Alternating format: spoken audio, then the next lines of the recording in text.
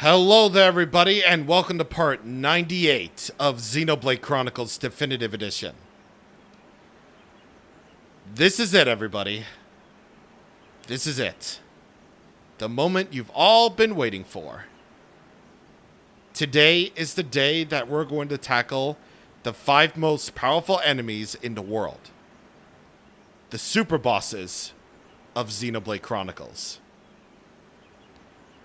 Obviously, there's a lot of prep work when it comes to the Superbosses, so here's my personal recommendations to you.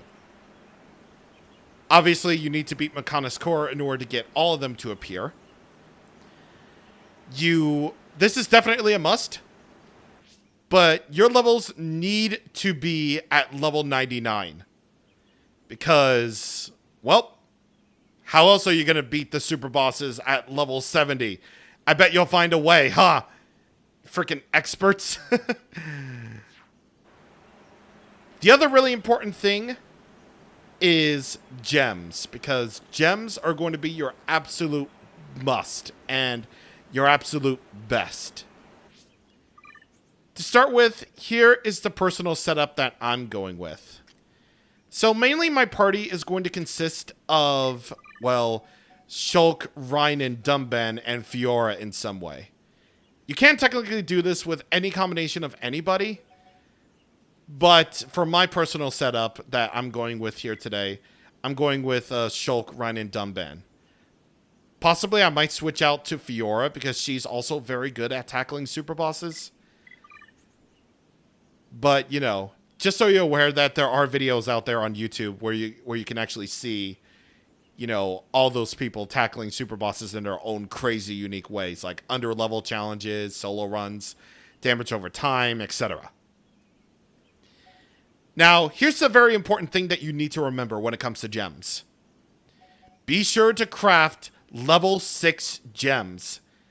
At this point, if you 100%ed everything, if you've done Colony 6 reconstruction to as high as it can go, then you're basically all good, because of the sole fact that agility up 5 gems can be mined at the ether mine.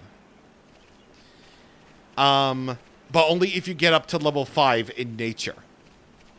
Other than that, that's basically your only source of agility up gems in the whole world. So, yeah, if you're going to craft up to level 6, rank 6 agility up gems, which contain the highest stat boost it can possibly be at around 50, because that's the cap, then you're definitely in for a big old party, I have to say so for myself. The other extremely important factor when dealing with gems is night vision. Night vision is going to be very helpful because physical attacks are probably going to be your absolute must. Night vision helps this out a lot because it increases the accuracy by whatever percent it has. The NPCs that trade for night vision gems, namely night vision 5, are Scarlin at Sartorial Marsh at night. He can trade night vision 5 gems. And Nick in Colony 6 will also trade night vision gems too. In Definitive Edition, you can trade night vision 5 gems as well. And I believe the Nopon Arcsage also trades rank 6. I'm not entirely sure about that. I gotta check. Okay, so no, he doesn't. But he also the Nopon Arcsage does indeed trade the Night Vision 5 gems. Also. In fact, he trades absolutely every single gem. But honestly, they're not even that good. Like, 36% is not really that bad, but take a look at what we have for Night Vision 5 gems with Scarlin.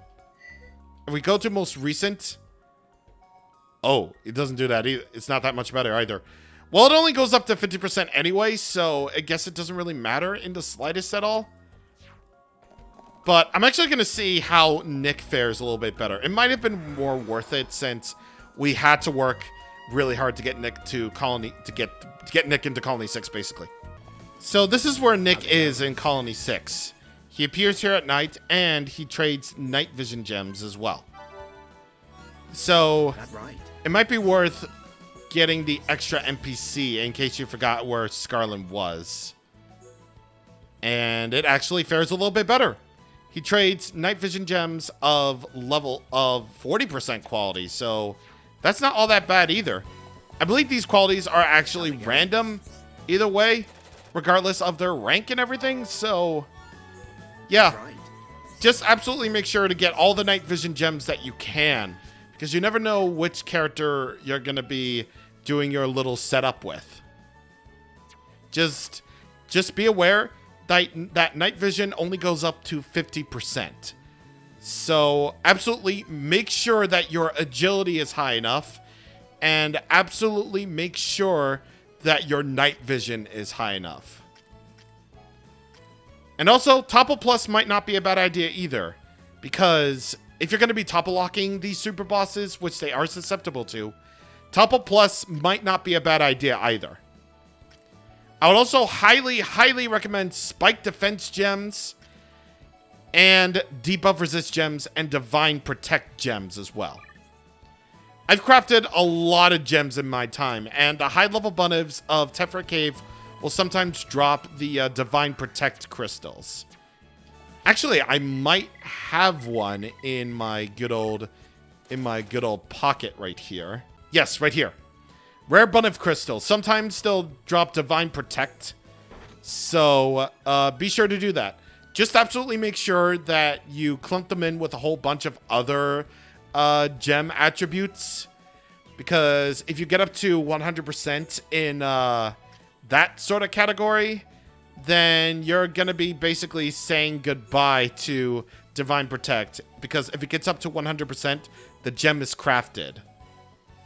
So be sure to get in the shooter and engineer combination of Fiora and Ricky in order to get the rank 5 cylinder for Divine Protect.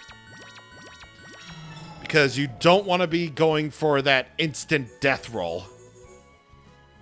Just saying, don't be going for that instant death roll. After you get your Divine Protect cylinders in hand, go for Shulk and Rhine as the shooter and engineer respectively, and try to get yourself up to a Mega Heat. Because if you get to a Mega Heat, remember, if you get up to a Mega Heat, then you'll make 2 of the same really powerful gem.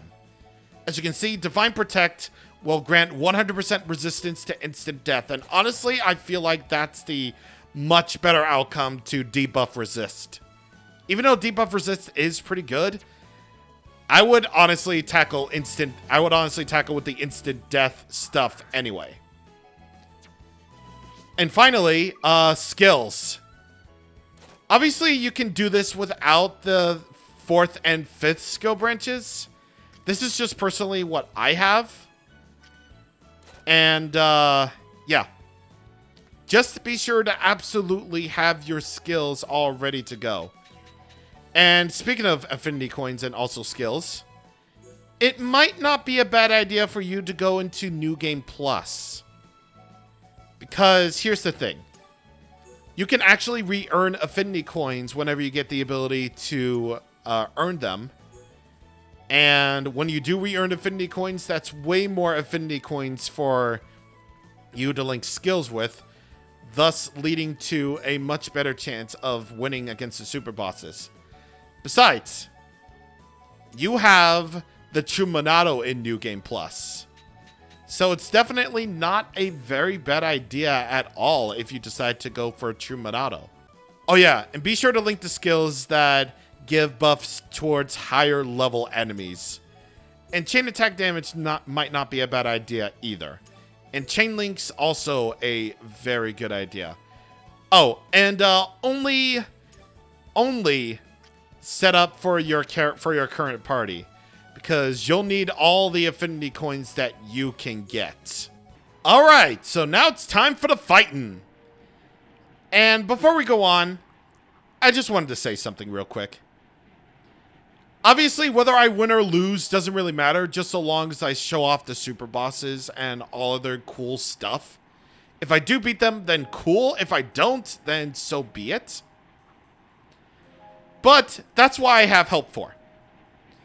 In this video, someone much more experienced than I am is going to be coming along with me for the ride, showing off his own personal strategies. So, in between these super bosses, we're going to cut back and forth. So my good buddy Earthbound Ian is going to help me out because he's a bit of a super boss expert in this regard, giving his own tips and tricks so that you can hopefully be a very good super boss destroyer. Hi, how's it going? I'm Ian, Earthbound Ian 99 for short, whatever you want to call it. Just a note, I was brought on board many months in advance, and also I assume by the time that this is going to be put into the Let's Play, you are well beyond where you need to be if you're going to be watching this portion. So this was a bit of a promise slash request slash I wanted to do this because I'm a Xeno fanatic, of showing you, the viewers at home watching this, how to beat these super bosses in Xenoblade 1. So again, this was a special project that we decided to put together. I offered, and Charlie's like, yes. So, by the way, spoilers, that's his name, even though he's said it over the years. Who's that Charlie guy? Who is that? CWAP, Charlie? You can censor it if you need to. You have the power of editing. I'm also live streaming this, so if you see me look over and talk, that's why. As for the armor, the Lancelot armor that you can pick up in sets on, or in Prison Island, very, very good ether defense and physical defense. That and it looks cool. I personally think it looks really, really cool. No, it's bad. Lorithia, trash fight. I don't care. I don't care. I don't care. I will, if I could, I would glitch that game out of the, I would glitch that fight out of the game. I don't care. I want that fight burned to a crisp. Oh, there he is. Cool. You know, just for the giggles, I'm gonna fight this dude. Just for the giggles, we're gonna fight this dude. Just to see if the Hail Mary happens.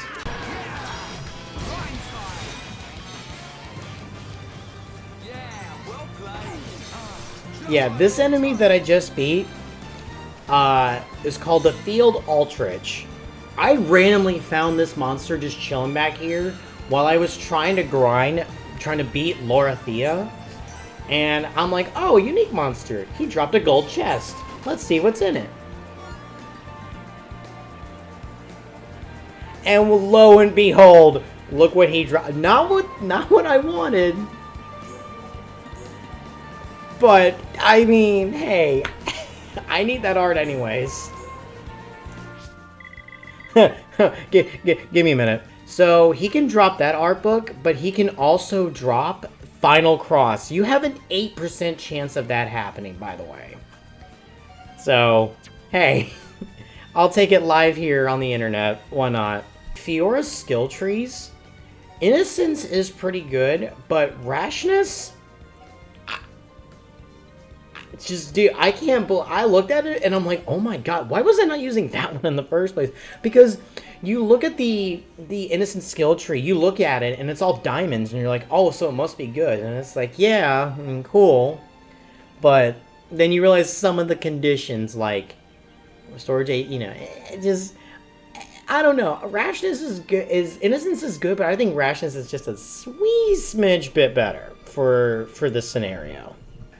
So with that all said, let's get into the fighting. First off, we have Final Marcus.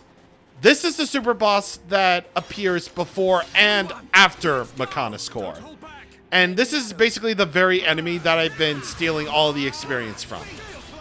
He has a range spike, so spike defense gems are your absolute must here. Spike defense stats can go up to 100%, so if you just so happen to have spike defense 6 and any other ranks like that, and if you go up to 100%, then you should take care of this absolutely no problem whatsoever. Just like all the other slobbles right here, Marcus will start off the fight with Iron Will or Strengthening Will. Basically meaning it buffs one of its stats for a little bit. And it's got a whole bunch of attacks like Light of Demise for, you know, the paralysis, and Bind for the paralysis and all that. And its talent art is Mountain Impact 9. So make sure you do that. Make sure you level up your Monado Shield to level 10 at least.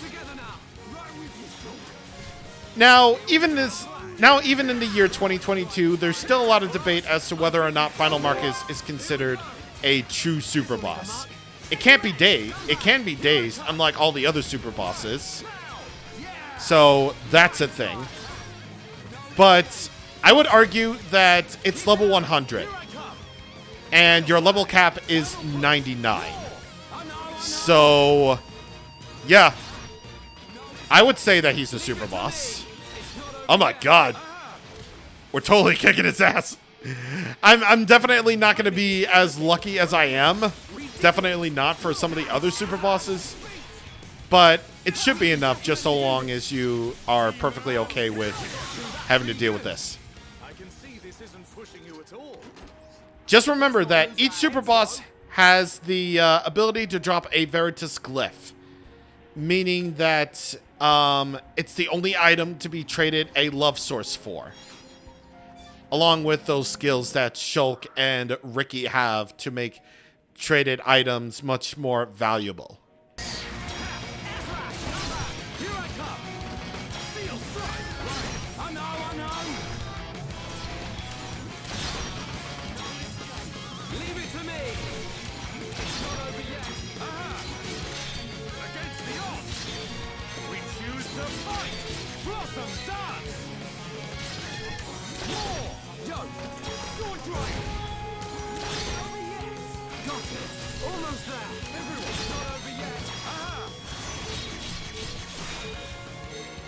So anyways, I started blasting.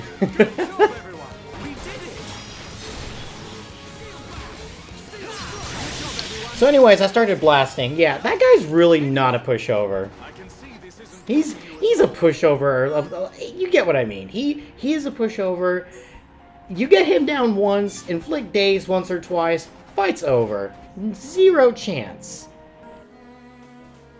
Decided to switch up my weapons a little bit because this is a mechon we're dealing with here. This is Ancient Daedala, level 105. It has a wide range of vision, and whenever you encounter it, it always starts off the fight with laser. So this could be potentially pretty bad. Very thankfully, if you have Monado armor, and if you leveled up Monado armor to, I believe, the max level like I have, I actually just realized that I didn't actually show off the Monado arts that I leveled up to level 10, I think. So I definitely screwed up on that part. I definitely have to edit that in later. But, whatever the case, Ancient Daedala. I switched up Dumban and Rhine's weapons here. Why is that? Because Ancient Daedala is a mechon. One of the few remaining mechon left in this world, honestly, that you can fight. Basically, the Fallen Arm is more or less the only place left that has mechon at all, so yeah. Definitely not a bad idea for you to have anti-mechon weapons lying around. And if you do keep them around, then this fight might be cake for you. If not, you can always buy more at the Fallen Arm, basically. Ancient Daedala also has a spike too, and I believe it's also a damage spike. And yeah, just basically do that. That was from the side. Come on, dude. Oh yeah, and I should also probably mention this fact too. All the super bosses have an aura which causes crazed. Whenever they reach a low enough HP, then they will activate an aura which causes crazed. Or rather, which gives crazed to them. So, be careful with that. It's definitely extremely valid to topple lock these things. I've seen no topple runs, and they're impressive. They're really, really impressive.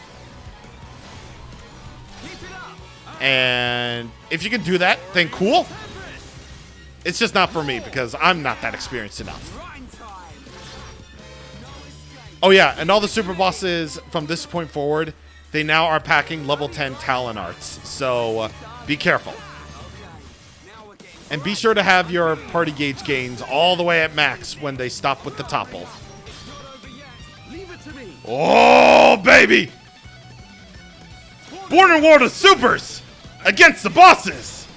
We choose to do things! Yeah! Yeah, boy! Woo! Woo, baby! Woo! Wild down end. Oh, Serene. Oh, baby. Oh, and by the way, Ancient Daedala drops the only source for night vision 5 gems. So with this, you can craft night vision 6 gems. So I hope you're ready for more grinding because of that. I hope you're ready for that. Doopy doopy doop. Because you're going to have to do a lot of grinding for this. Oh, yeah. And yeah, this is what I did. And I'm going to upgrade that to that. And I think that will do it. But I'm going to upgrade Monado Shield again. Ryan, you have a lot of unspent AP. You got Wild Down all leveled up. You're good. You're fine. Though I should probably just get Guard Shift in there. I mean, yeah, we might as well do that. His next super boss is going to be like really hard anyway. So you're going to level up Guard Shift to as high as it can go. Do I even have Serene Heart on him? Well, an accuracy and evasion. You know what? Yeah, might as well do that. Even though He Haze is pretty cool on that, you can forget Perilous. And because of that, let's upgrade this to as high as it can go. This only affects cooldown and effect time, but I'd rather have the much higher one anyway. So something I've always wondered, do you think it would be better in this situation just to like start going for red hearts, or like I've always wondered that, but you know what, the biggest thing is you want to start building up that party gauge. From what I've always remembered, you want to build up that party gauge as fast as you can.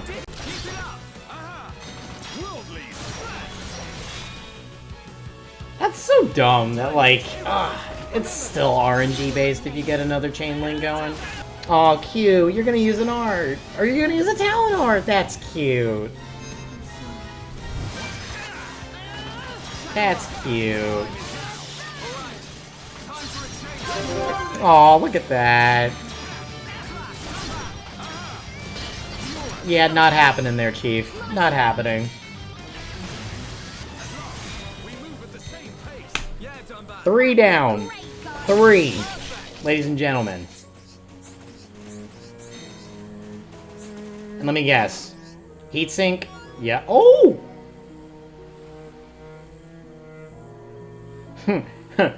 We'll be in touch. It's pretty good. Okay, hopefully this can go well.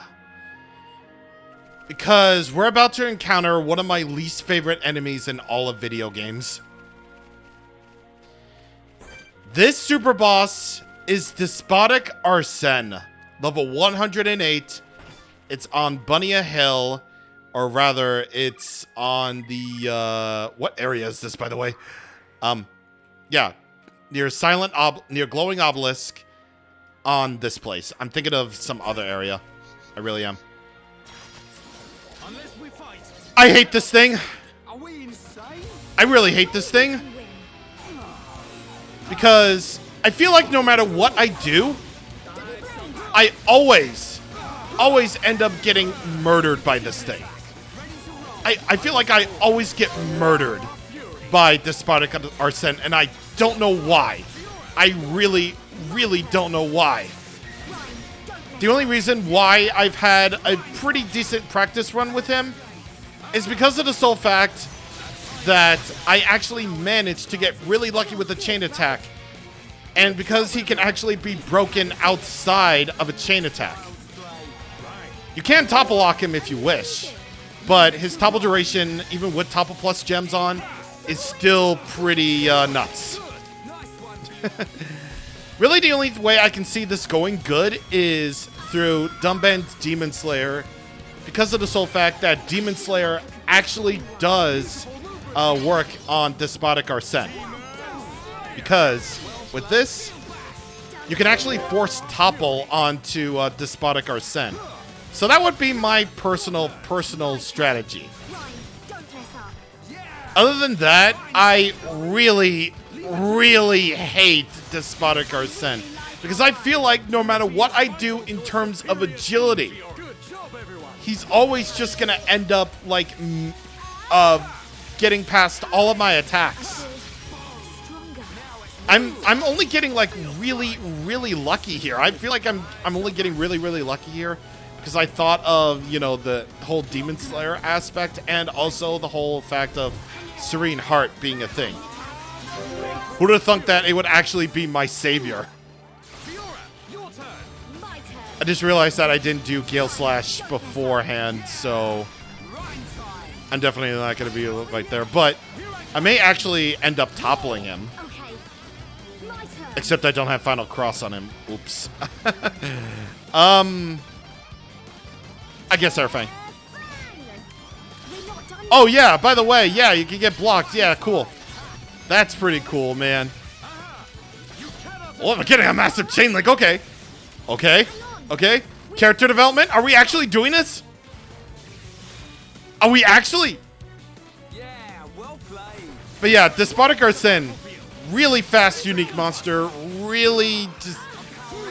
I don't like this thing for a few reasons, but I may actually end up winning. If I don't end up winning, then so be it. But, you know, you never know. How can this be? Nope. I still hate this thing. Nope. Still hate it. I really still hate it. Nope.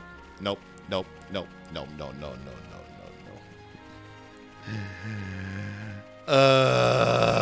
Well, I'm gonna try. Yeah, I'm giving myself a couple of tries here. Like, I want to at least be fair and give myself a fair few amount of tries if I'm gonna try to hopefully defeat Despotic Arsene for the very first time in my life. Honestly, if I can't really do it, then, you know, so be it. Because this is a terrible idea.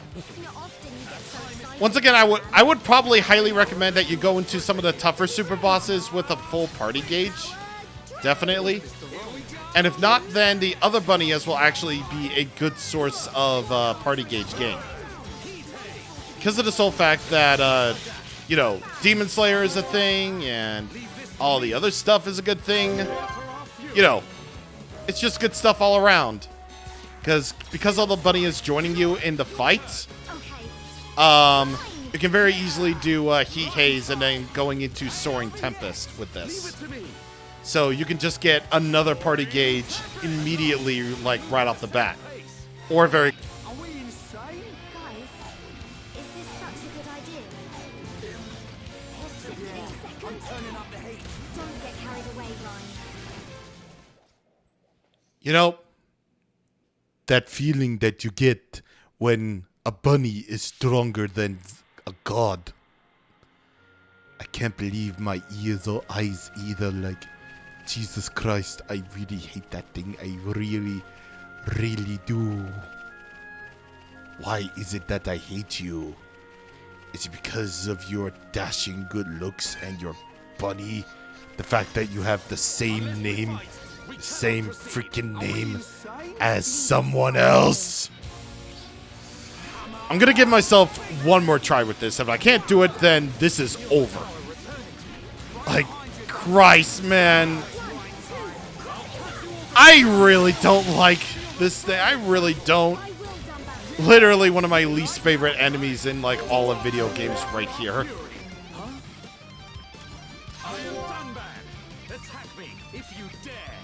Which is why I'm going to run away! I hate you. Yep. I honestly didn't really have that much luck with this one either. Nope. Maybe Ian will actually beat it and not me. Oh, and by the way, if you really want critical up 6 gems, then Despotic Arsene will drop critical up 5 crystals. Yeah. Because they just had to give one of the best gems ever to one of the worst enemies of all time. I deeply, truly hate that bunny. I love in my notes here for this next one. I totally forgot I wrote this. I was like, yeah, what's up, Dak? Charlie about to be very happy. I'll put it back a few hours. Alright. Looks like we don't have a choice.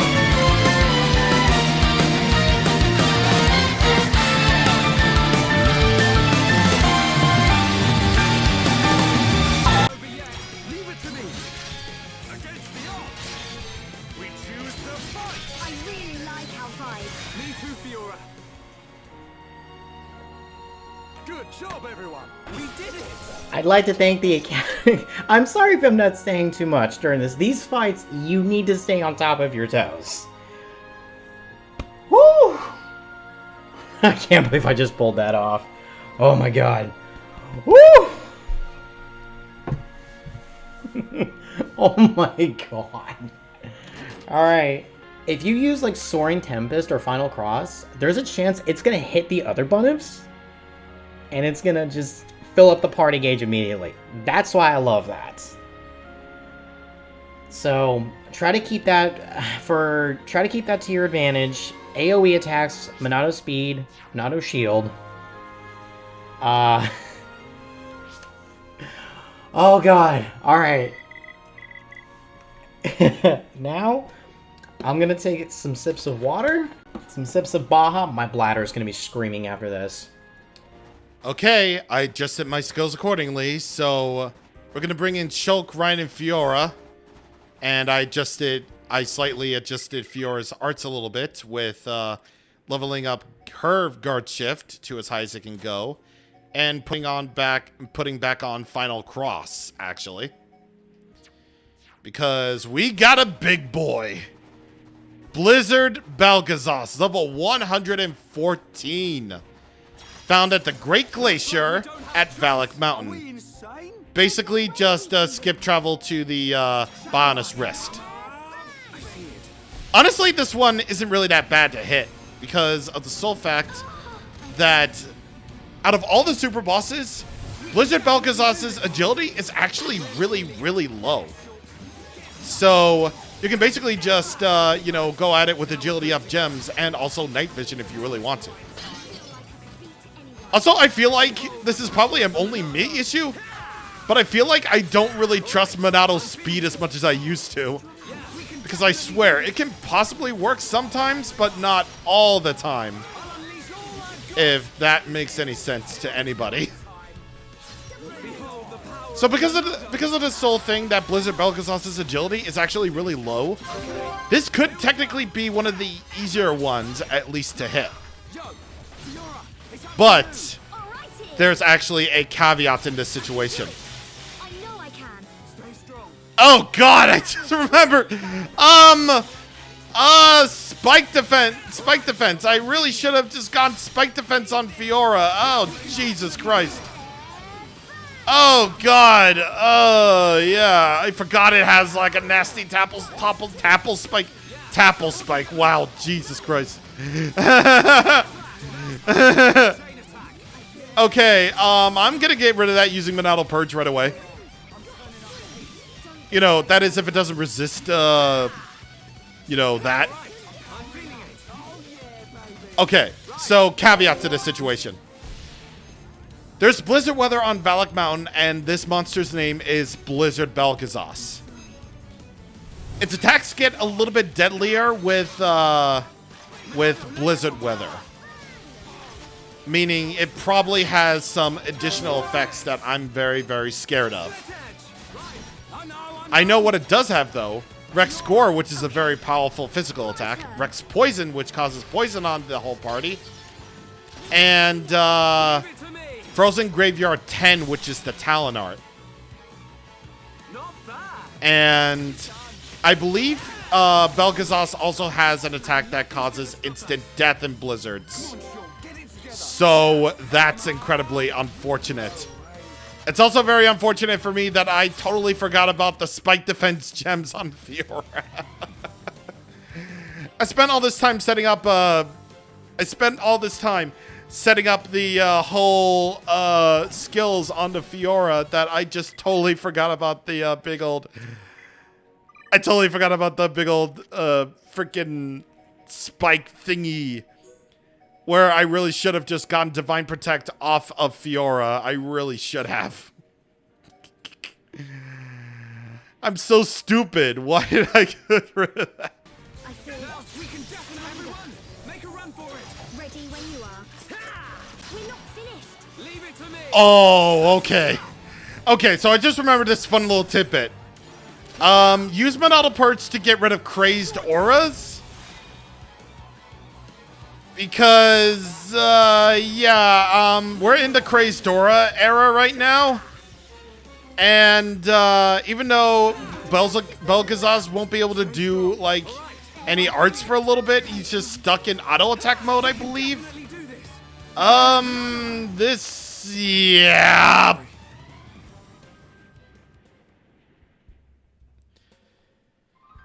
That was such a close fight, too. Like... I had a really good thing going with getting as much chain attack as I possibly could. But it just didn't even... It just didn't even go. Jeez. Oh, dear God. This is... Well, I suppose that's just how the cookie crumbles with that. You never know what you're going to get when it comes to that. Also, Blizzard Belgazos can drop the only source of this gem right here. So, doopy doop. There he is. Okay, perfect. Okay, so we're gonna do some changing of equipment real quick. Debuff resist, I'm gonna take that off. Oh my god, dude, I vibe to Xenoblade 3's, what is it? I vibe to Xenoblade 3's, menu music. It's so good. Charlie, just have, just have, like, the technical difficulties, or do. Just have, like, that music while I'm doing this. Now, no. Oh, you are? Nice.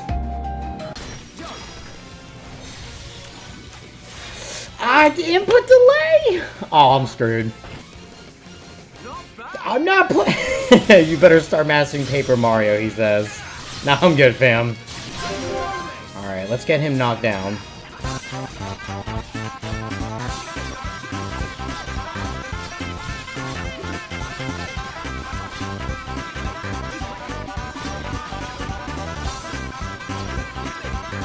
It's still going! It's still going!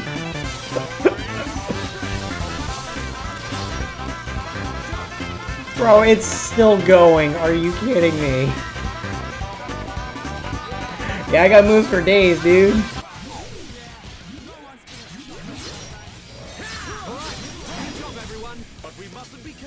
Your boys still got it. Woo!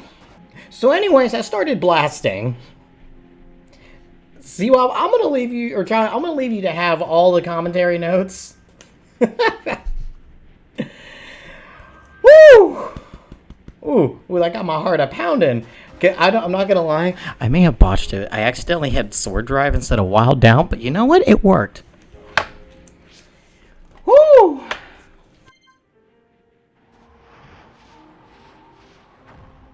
There he is. There he is.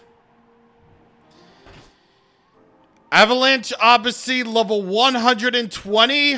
Have Divine Protect gems ready to go because of the sole fact that Avalanche Odyssey is the only enemy in the entire world to have an instant death spike. Yep. Instant death spike. You heard that right. You didn't hear me wrong. Instant death spike, idiot. Okay. Yeah, so Avalanche Odyssey is really hard because of that. The high level bundles of Tephra Cave will drop the rare bun of crystals that house the Divine Protect gems that you do indeed need. So, yeah. Avalanche Odyssey, the most powerful enemy in the world and also a dragon. Meaning that it actually does drop the dramatic Everflame that you need for a replica Monado quest. So, I would recommend a toppling party that consists of Shulk, Rhine, and Shulk, Rhine, Fiora. Dumban, Rhine, and Fiora is also a very valid choice for a toppling party. Because then you can just topple lock it, absolutely no problem. Again, topple locking is a very, very valid strategy against these super bosses. Extremely valid. But even taking that out, Avalanche Odyssey is a really fun fight that's also incredibly stressful, just like all the other super bosses are. So it's got Ultra Play Bite, which is a very powerful physical attack. It has Ultra Air Crush 10, which is the Talon Art, which might as well be an instant death move because of the sole fact that it does well more than 9,000 damage, or rather 9,999 damage. And yeah. My turn. It's just a really powerful enemy, and it actually is one of the only, it is actually the only super boss out of all of them that activates Crazed at 70% HP. And I believe at 30% it has an Awakening aura. My turn. Other than that, it's got Demon Purging Fire, which attacks all around us and has Blaze damage too. So Blaze Defense gems might not actually be a bad idea in this circumstance. Of course, any other party would absolutely be valid in this situation where you can just basically have all the agility in the world, all the agility skills in the world to take on this thing. But topple locking is just my preferred strategy. It might not be your preferred strategy, but honestly, it's just the most fun way to do it. Besides, topple locking is like really fun to do.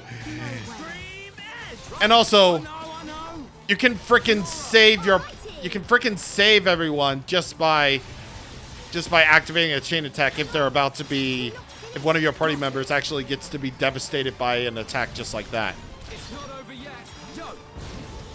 So yeah, as much as I think that some of these super bosses can be incredibly stressful, honestly, they're really fun. Probably not Despotic Arsene, though, because I genuinely hate that fight. Don't get carried away, Ryan. Even though I got close like a lot of times before. I think all the other super bosses are actually really, really fun. Like, they really are. Like, listen. I sort of have a love and hate relationship when it comes to these super bosses. In all of my practice runs with these, especially with Despotic Arsene, it's just like I've had an incredibly stressful time just trying to figure out which characters work and which ones don't.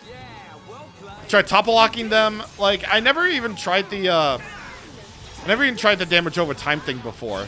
But I probably imagine that would work for some people. I have seen a video where someone would legitimately take on Avalanche Odyssey via damage over time. And that's really cool. I think that's personally like one of the coolest things that you could possibly do. And it really just shows how good damage over time is. You know, between Melia and Ricky's, you know, damage over time arts, like Summon Flare and Burninate and Freezinate. Like, it's just really highly unusual that people would even think of this stuff. It's really cool. And I think if that's what matters when it takes on the most powerful enemies of this world, of this really cool, really amazing world, then honestly, go for it if you want. Go for it if you want to. They're a really good challenge, and it tests your reaction time. It tests your limits on how you can handle these situations. So, go at it if you want to. I'll see you guys after I lose. Oh boy. Little late on that attack there, buddy, but we'll see. Oh, that's bad. Oh, that's bad RNG. This is Ultra Air Crush 10. This is his Talinar. We're over halfway. 23,000 damage. Alright, now the fight is going to get 10 times even more terrifying. Okay, no final mark is bless. Alright, I have to go for the kill here. It's coming. That Crazed Aura is delayed, but it's coming.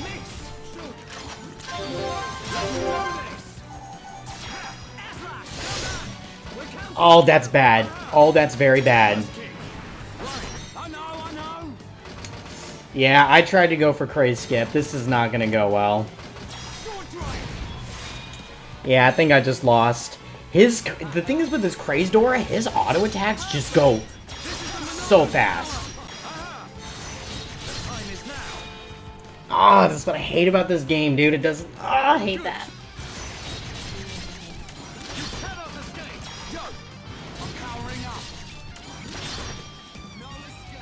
Okay, my turn. Oh god, what do I do here?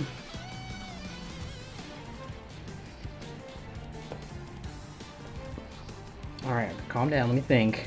Buster's not gonna kill. Monado, lend us your power.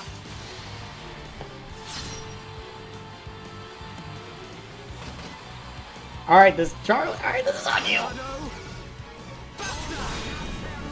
Good. Just don't run off by yourself. Not bad. We are at one with the battlefield.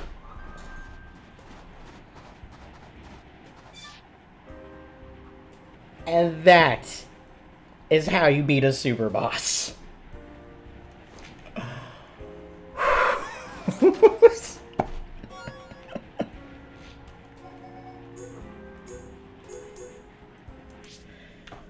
Woo!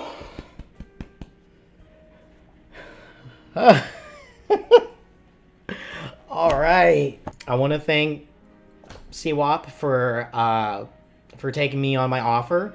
We've had this plan for so long. It was just a matter of trying to find time for it, and also bless Definitive Edition coming out when it did, because it gave me replayability on my Switch.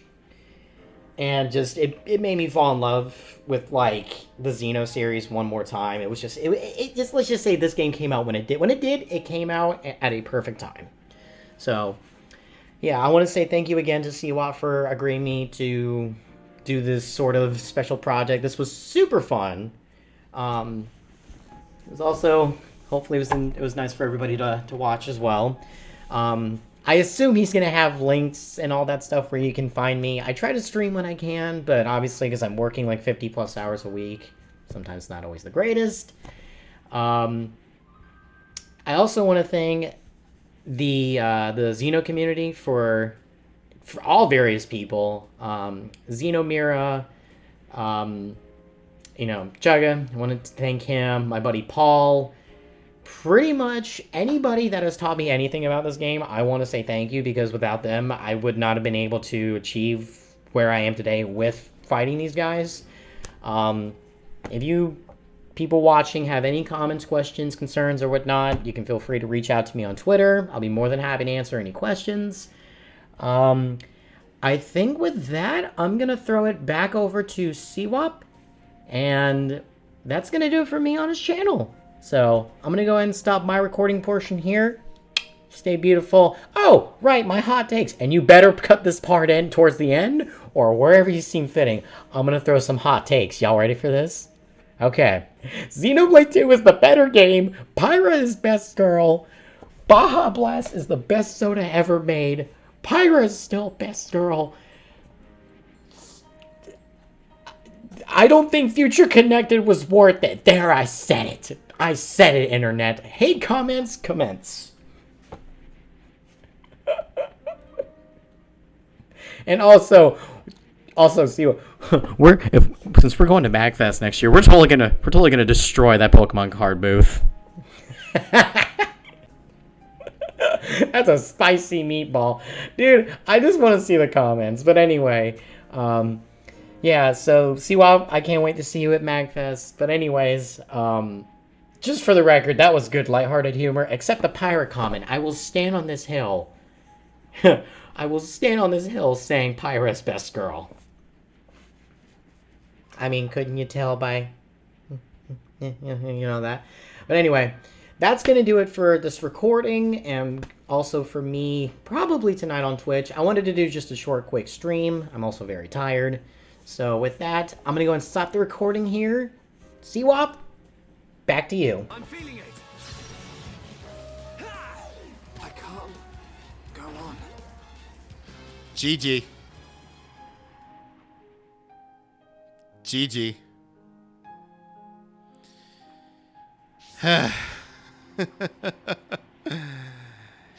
Yeah. Honestly, that's basically what I expected. Like, that's honestly what I thought. So, yeah. I've only beaten 2 super bosses. I've obviously beaten Belgazas and Abasi, but not Arsene.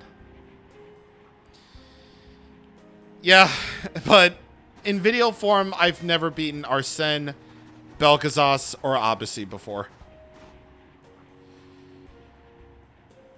I'm still wondering to this day how people manage to even do these super bosses at crazy underleveled runs, solo runs, damage over time runs, no topple runs.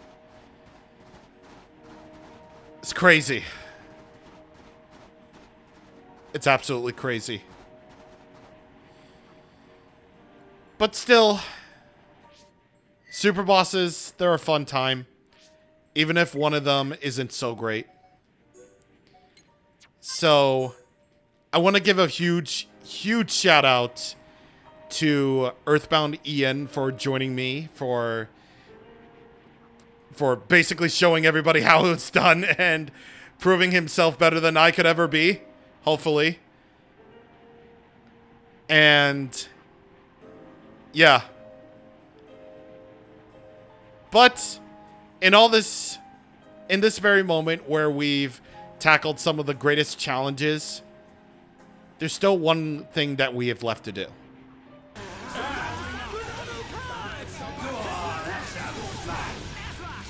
Okay, I've learned something interesting. Dixon is actually immune to Monado Purge. What? I genuinely did not know that. The question remains, can we topple lock a god?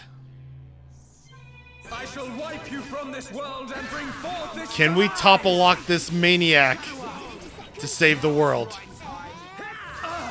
I probably imagine yes, but I also imagine no. Why don't we just test that theory? So, All together now. I basically made the same decision to just fight Zanza again because there are actually some arts that we haven't actually seen from him. Well, first of which, well, we haven't really seen his talent art. I did make mention of Monolith Cross. Here we go. I probably should have waited for Fiora, but whatever. Okay. But My turn. it definitely will help this time. Even though Zanza is level 81, the health bar should be just a blackened. Just to demonstrate the fact that, you know, we've gotten so much stronger than a god. Hey, God, do you want to just... I hate to really tell you this. I really hate to tell you, but a bunny is much more powerful than you. How can you read my moves? I have a much more harder time defeating a bunny than I do God. So how do you feel about that? Only the divine may shape the future. So, yeah, I definitely topple-locked him too early, so we didn't get to see Monolith Cross, which is unfortunate. I didn't actually fully explain World Reconstruct as a basic thing. World Reconstruct, when he changes it to Mechanis style, makes it so that he has all the buffs, including Crazed. So his attacks will be ether-based in this form. So that's not good. That's basically what killed me last time. It's up to you. My turn. And also he's immune to topple on that, so that's cool. But that's okay. You have Monado Eater to... You have Monado Eater to take care of that. I'm gonna go all out. I definitely realized that I haven't been doing Monado Eater. But seriously do it, because it's one of Shulk's Monado damage over time arts. Bonus Buster inflicts the daze.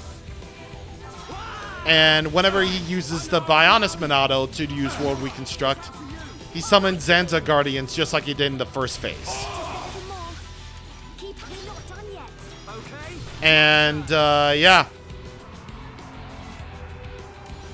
And you know what?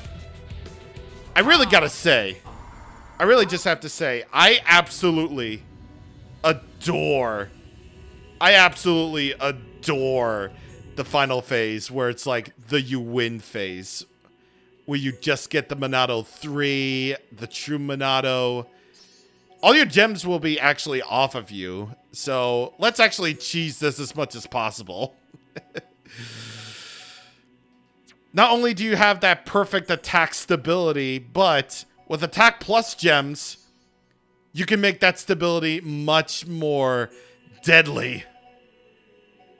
It's like attack plus and then attack stability. Yeah, 2,000 damage. So yeah, I'm gonna have so much fun with this. Your existence cannot be permitted. So you know what? I'm doing this all by myself. I'm doing this all on my own. This is the Monado's power. Ryan, Fiora, you were the party I originally ended this with. The one true Monado. And I feel like you should just sit back and watch as I defeat this god of pure terror and pure awesomeness. And one thing that I absolutely love about the Bionis Monado using the World Reconstruct, it's so beautiful looking. I love this final battle.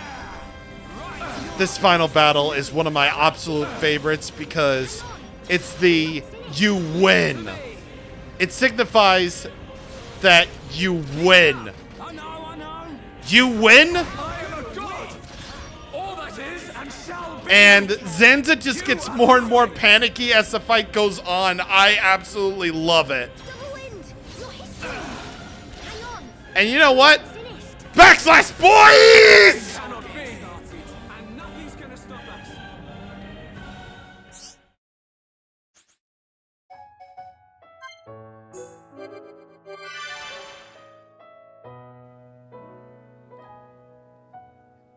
And exactly 118 hours is my final playtime for Xenoblade Chronicles.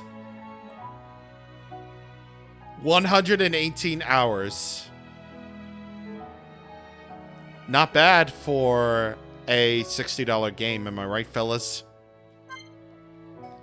You and your $70 games. That only lasts like a few hours. Nintendo has you beat. But yes, that will do it. That ends Xenoblade Chronicles. There's a reason why this is my favorite video game of all time. I mean, obviously, I've already said all of my reasons as to why this is my favorite video game, but now that I've 100%ed this game, I feel like I appreciate it far more than I ever did before when I first played this nearly 10 years ago. But just because this story is finished doesn't necessarily mean that the whole story is done. Because what's coming up next is something that I never thought would happen to my favorite game. Next time on Xenoblade Chronicles Definitive Edition, we'll see what happens after one of my favorite stories is over. Because there's still plenty more to go. See you guys on the next time. Thank you for watching, and goodbye.